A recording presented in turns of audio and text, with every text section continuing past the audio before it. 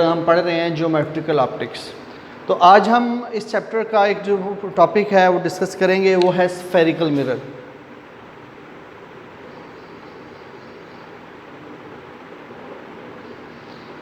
तो इसके अंदर एक बात हमने स्टडी करनी है। पहले तो हम इस बात को पढ़ेंगे कि मिरर क्या होता है। मिरर क्या है? ये एक ग्लास है, इसमें रेज ऑफ लाइट जाती है, टकराती है, टकरा कर रिफ्लेक्ट होती है। इसकी एक आम सी मिसाल ये है कि आप घरों के अंदर एक मिरर अक्सर लगा होता है, फैशन के लिए यूज़ किया जाता है। तो उस मिरर को, वो तो सिंपली एक मिरर है, उस मिरर की टाइप्स आगे आ जाती हैं। तो पहले तो हम ये पढ़ेंगे कि वो मिरर कैसे बनता है। वो मिरर जो है एक ग्लास होता है, ट्रांसपेरेंट ग्लास होता है, जिसके आर पार दोनों साइड पे देखा जा सकता है। लेकिन जब हम उस मिरर के एक साइड पे सिल्वर की एक लेयर चढ़ा के और उसके ऊपर रेड लेड की एक लेयर चढ़ा दें तो रेज ऑफ लाइट फिर उसमें से गुजरेगी नहीं। जो सिंपल ग्लास होता है उसमें दूसरी साइड पे भी जो मुख्तलिफ अशिया होती हैं वो हमें नज़र आ जाती हैं। जैसे अक्सर हम घरों में खिड़कियों के अंदर हमने गिलास लगाया होता है तो उन गिलास के अपोजिट साइड भी हमें नज़र आती है। कोई अगर कोई चीज़ पड़ी हो तो हमें नज़र आना शुरू हो जाती है। लेकिन अगर हम ऐसा करें कि उस गिलास की बैक साइड पे, एक साइड पे हम पहले एक सिल्वर की लेयर चढ़ा दें और उसके पीछे फिर हम रेड कलर के लेड की एक लेयर चढ़ा दें तो रेज ऑफ लाइट उसमें से सिल्वर की लेयर से टकरा के रिफ्लेक्ट होके वापस आना शुरू हो जाएगी। तो ये फिर मिरर बन जाएगा। तो मिरर की मुख्तलिफ टाइप्स हैं, जिनमें एक प्लेन मिरर आ जाता है, सिलेंड्रिकल मिरर होता है, स्फेरिकल मिरर होता है। तो यहाँ पर जो हम बात करेंगे वो स्फेरिकल मिरर की है। तो स्फेरिकल मिरर क्या होता है कि जिस तरह से एक स्फीयर हो, खोखला स्फीयर, इस तरह से सर्कल की शेप में इस तरह से एक मिरर हो। जिस तरह से हमारे पास फुटबॉल होता है कि उसके बाहर उसकी बाउंड्री बनी होती है और अंदर से वो खाली होता है, खोखला होता है, तो इसे हम कहेंगे होलोस्फीयर, खोखला स्फीयर। और अगर इसकी वाली जो सरफेस है, यानी कि ये वाली जो ऊपर वाली बाउंड्री है, अगर ये रिफ्लेक्टिंग हो उसी तरह से जिस तरह से मिरर के मैंने बताया कि उसकी सरफेस जो होती है वो रिफ्लेक्टिंग होती है, रेड लेड और सिल्वर की लेयर चढ़ाई होती है, तो रेज ऑफ लाइट इससे टकरा के रिफ्लेक्ट होकर वापस आएंगी, तो इसे हम कहेंगे कि ये स्फेरिकल मिरर है।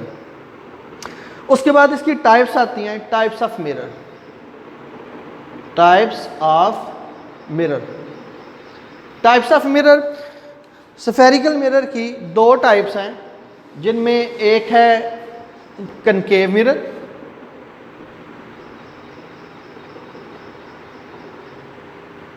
और दूसरी होती है कन्वेक्स मिरर।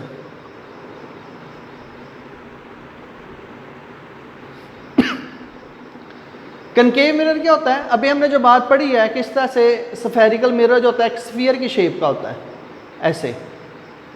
और अगर हम इस स्फेरिकल मिरर का एक थोड़ा सा पार्ट, कर्व्ड सरफेस इसकी इस तरह से काट लें और इसकी अंदर वाली सरफेस जो है, अंदर वाली इनर कर्व्ड सरफेस रिफ्लेक्टिंग हो, यानी कि रेज ऑफ लाइट अंदर वाली साइड पे जाकर टकरा के इस तरह से रिफ्लेक्ट हो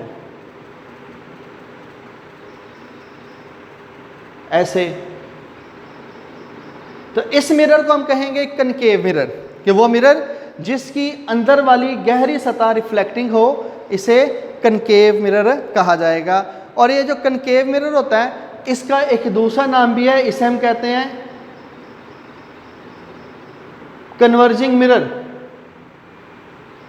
कन्वर्जिंग मिरर इसलिए कहा जाता है क्योंकि इसमें रेज ऑफ लाइट जब मिरर से आकर टकराती हैं, टकरा के सारी के सारी एक ही पॉइंट पे फोकस होती हैं, एक ही पॉइंट पे कन्वर्ज हो जाती हैं, इसलिए हम इसको कन्वर्जिंग मिरर भी कहते हैं। और ये जो कन्वर्जिंग मिरर होता है इससे दो तरह की इमेज बनता है, रियल इमेज भी बन सकता है एंड वर्चुअल इमेज भी बन सकता है। दोनों तरह का इमेज इससे बन सकता है। अब हम बात करेंगे कन्वेक्स मिरर की। कन्वेक्स मिरर ये भी स्फेरिकल मिरर की एक टाइप है, लेकिन इस तरह से है कि इस मिरर की, यानी कि जो मिरर हम लेते हैं, अगर इसकी आउटर कर्व्ड सरफेस रिफ्लेक्टिंग हो इस तरह से, इसकी बाहर वाली सतह रिफ्लेक्टिंग हो, अगर रेज ऑफ लाइट आए ऐसे टकरा के तो ऐसे रिफ्लेक्ट होकर तो फैल जाएं, तो इसे हम कहते हैं कन्वेक्स मिरर। कन्वेक्स मिरर का दूसरा नाम डाइवर्जिंग मिरर भी है।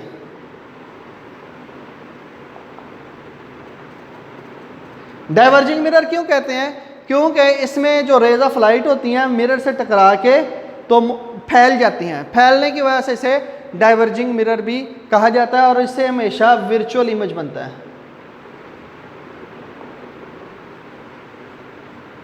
इससे हमेशा वर्चुअली, यानी कि यहाँ पर टाइप्स ऑफ इमेज भी आ रही हैं कि दो तरह की इमेज बनता है, एक होता है रियल इमेज और एक होता है वर्चुअल इमेज। तो रियल इमेज यानी कि हकीकी इमेज है, हकीकत में ये इमेज बनता है। तो वर्चुअल इमेज होता है इसका हकीकत से कोई ताल्लुक नहीं होता, बस महसूस होता है कि इस जगह के ऊपर इमेज बन रहा है। साथ में जो रियल इमेज होता है ये हमेशा इन्वर्टेड होता है, उल्टा होता है। और ये जो वर्चुअल इमेज है, ये वर्चुअल इमेज हमेशा सीधा होता है। मसलन अगर ये मार्कर को मिरर के सामने रखते हैं, इसकी हमने अगर इमेज चेक करना, अगर इसका रियल इमेज बनेगा तो ऐसे उल्टा बनेगा, यानी कि अभी इसकी टिप ऊपर है तो जब इमेज बनेगा तो इसकी टिप नीचे आ जाएगी। और जो वर्चुअल इमेज है वो इस तरह से बनेगा कि ये मार्कर है तो इसका इमेज भी इसी तरह से बिल्कुल सीधा बनेगा। अगर आपने इसकी कनकेव एंड कन्वेक्स मिरर को प्रैक्टिकली अगर ऑब्जर्व करना हो तो ये समझ लें कि घर में जो जब हम खाना खाते हैं तो स्पून है, चम्मच, तो उसकी शेप चेक करें कि अंदर को भी कर्व होती है, बाहर को भी कर्व होती है। तो जब रेज ऑफ लाइट अंदर वाली साइड पे टकराएं, कर्व करें तो as a concave mirror act करेगा, और जब उसकी बाहर वाली कर्व सरफेस से जाकर रेज ऑफ लाइट टकराएंगे तो वो as a convex mirror work करेगा। अब नेक्स्ट पॉइंट है कि इन्हीं जो टाइप्स ऑफ मिरर के बाद इसकी कुछ टर्म्स आ जाती हैं, terms of mirror.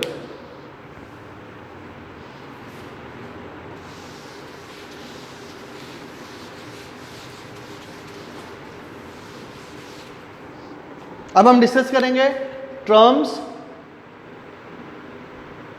Of mirror. उसमें पहली टर्म आ जाती है पोल।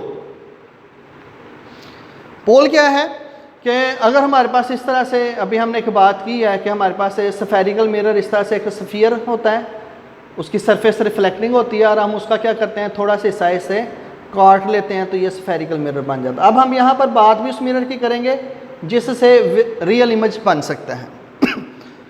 तो ये जो मिरर है इसका जो सेंटर होता है, मिरर का सेंटर, इसे पोल कहते हैं, पी से ज़ाहिर किया जाता है। पोल को वर्टेक्स भी कहा जाता है, पोल को वर्टेक्स भी कहा जाता है। तो ये पोल है, जो कनकेव मिरर है या कन्वेक्स मिरर है, कोई भी मिरर है, उस मिरर का जो सेंटर होता है उस सेंटर को मिरर का पोल कहा जाता है, पोल ऑफ मिरर कहा जाता है। उसके बाद दूसरा पॉइंट आ जाता है, वो है centre of curvature. Centre of curvature क्या है कि अभी हमने एक बात पढ़ी है कि जो मिरर होता है, स्फेरिकल मिरर है, जो चाहे वो कनकेव है चाहे वो कन्वेक्स है, तो वो मिरर जो होता है वो किसी ना किसी स्फीयर का पार्ट होता है।